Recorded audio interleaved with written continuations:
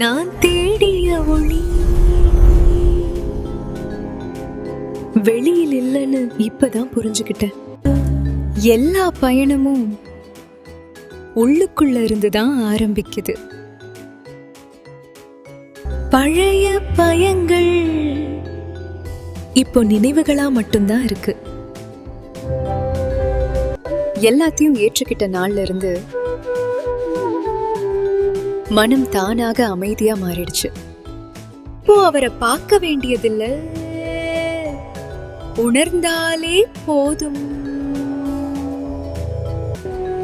அருள் ஒரு வெளிச்சம் இல்லை, அது ஒரு அனுபவம். எதுவும் வேண்டாமே, எதுவும் இழக்கலக. இந்த உணர்வுக்கு நன்றி மட்டும்தான் சொல்ல முடியும்.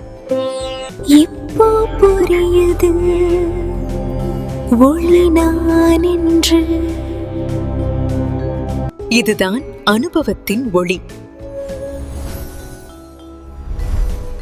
முடிவு இல்லாத ஒரு ஆரம்பம். அனுபவம் முடிந்தது, ஆனால் பயணம் இன்னும் தொடர்கிறது.